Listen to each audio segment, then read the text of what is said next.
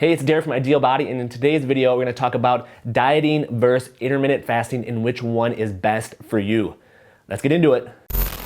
And intermittent fasting has just risen in popularity over the years. It's one of the most popular diet trends these days. And to me, there's a clear-cut answer between dieting and fasting and which one is best for you. But first, we gotta talk about what dieting actually is.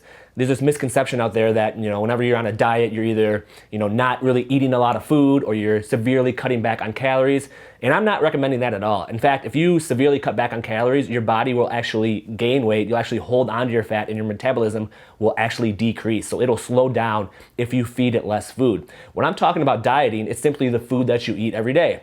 So if you go to McDonald's for lunch and you have some cereal for breakfast and you eat pasta for dinner, that's your diet. You are on a diet. You're on a diet of fast food, pasta, and bagels and cereal. That's a diet. If you eat a lot of salads and healthy fats and steak and burgers and things like that, that's your diet. So when I'm talking about dieting, I'm just simply talking about the foods you eat during the day, not necessarily a restrictive meal plan or only eating 1,200 calories a day or anything like that. So just to get that out of the way first, that's basically what a diet is. We all have a diet. We're all on a diet. It's simply what you eat during the day.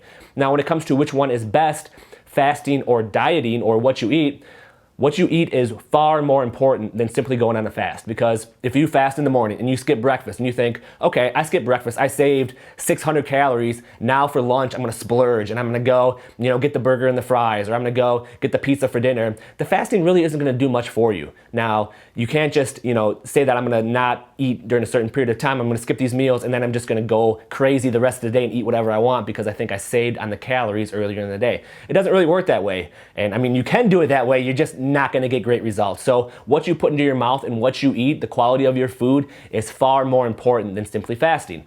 Now, you don't have to pick one or the other. The best of both worlds is you use both of them. I currently use both of them and I have for the last 2 years. But you can get amazing results simply by changing the foods that you eat without fasting.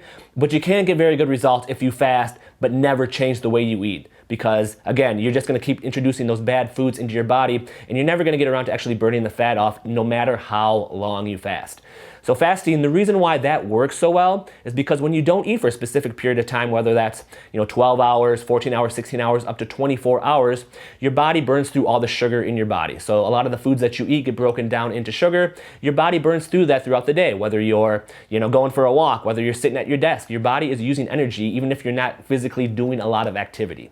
So when you burn through all that sugar and you burn through the sugar stores and get through all the carbs, which a lot of people are loaded up on, so they have a big carb reserve in their body, once you burn through all that, then your body finally switches over and starts burning your body fat for energy, because that's basically what the fat on your body is. It's just energy waiting to be used. When you burn through that with a fast and your insulin levels are very, very low, which is great, then your body starts burning fat for energy. The problem is, again, if you don't change the way that you eat and you're still eating the sandwiches at lunch with the chips and the popcorn and all that kind of stuff, then your body is never gonna be able to burn the actual fat off your body because it's gonna keep burning off all the sugar and carbs and unhealthy foods that you're putting into your body. So when you start switching it over and you start eating more healthy foods, you start eating more healthier, higher fat foods, then your body starts burning more fat for energy just on a daily basis. And then when you switch it and you add in a little bit of fasting in there as well, it's basically just like turning on the turbo on your car and just flying down the highway. Like you can get your results accelerated 2, 3, 4 times by simply adding in a strategic fasting when you switch the way that you eat. So when people come to me looking to lose weight, what I do is I really focus on what you're eating, because you can lose a lot of weight without exercising at all. So there's 2 things I always recommend that people do to get started. So what I would recommend is you start here with these 2 things and then add in the fasting down the road once you've got your eating in check, once you've got your nutrition in check.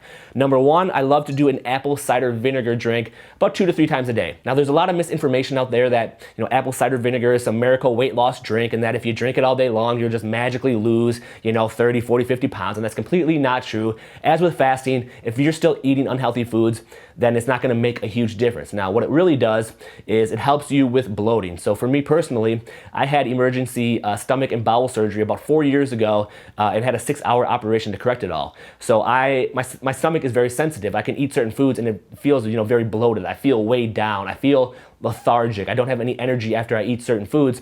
So what the vinegar does is it really helps with your digestion. It helps with bloating. It helps you just feel, a little lighter, especially in your stomach area when you drink it. So what I do is I usually drink it 30 minutes before every meal. So I don't eat in the morning. I don't eat breakfast, but the first thing I do, along with a huge glass of water, is have about a tablespoon of apple cider vinegar and warm water. So you can warm up some water, in a tea kettle or something like that. pour it into a cup, into a mug, and then add in some apple cider vinegar. I'd start out with a teaspoon. I've been doing it for a couple of years, so I do a tablespoon. I don't really even measure it anymore, but it actually tastes really good, and you can sip it down. If you just want to drink it quickly and get it over with, you can always just add it to some water it down a little bit, and drink it in the morning. And then again, 30 minutes before each meal, it just really makes your stomach feel better. It helps you digest the food.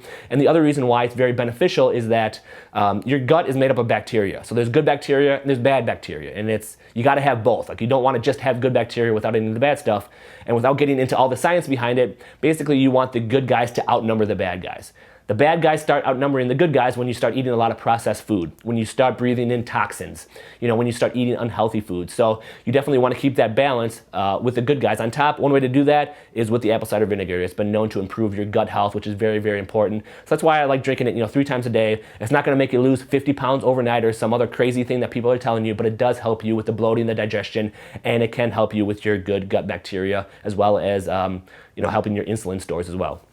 The second thing I always recommend people to do is to cut out the sugar. And sugar, we're even talking about fruits like bananas. A banana has, I think, about 27 grams of carbs in it. It's got over 15 grams of sugar at least, depending on the size of the banana. So what we want to do is start cutting out the sugar in our diet, because that's what's keeping you overweight. It's not, that you're eating too often or that you're eating too much, meat or dairy or anything like that. The first culprit is always the sugar. So we want to cut it out. And I always recommend people to go on a 7-day sugar fast, which is cutting out the sweets, the obvious things like the ice cream, the cakes, the cookies, and all those things, the things that you shouldn't be eating. But there's also the sneaky hidden culprits like the bananas and the pineapples and the other high sugar fruits that, if you have 15 or more pounds to lose, are doing a lot more harm to you than good in the body. So I always recommend those 2 things: getting your nutrition in check, getting your diet in check first, and then you can start adding in the intermittent fasting later on, and it will help speed up your results. But the fasting isn't gonna do anything if you don't change the way you eat in the first place. So that sums it up. Diet versus intermittent fasting. Dieting always wins. It doesn't mean you have to go on a diet. It simply means what you put in your body, what you eat, is way more important than anything else. I hope you enjoyed the video and got a lot of good, useful information out of it. Now, one thing I didn't mention is there are actually 3 foods that are in most health food grocery stores, like the Whole Foods, the organic grocery stores, that you should never eat before bed. I made this mistake a long time ago, and I actually discovered why you shouldn't eat these 3 foods. So if you want to get the 3 foods that you should never eat before bed for free, my way of saying thank you for taking the time to watch this video, just click the link in the description below. Let me know your best email address and I'll send it over to you, because you definitely do not want to eat these organic foods before you go to bed, because it actually promotes fat storage in the body. As always, if you like this video, give me the thumbs up below. In the comments, let me know anything you want me to cover in future videos, anything related to food, weight loss, fat burning, fasting, keto, paleo, anything you want, just let me know in the comments. And don't forget to subscribe to the channel, because I'm shooting new videos every single week for you for free, so you can get those videos again as long as you subscribe. All right, talk soon.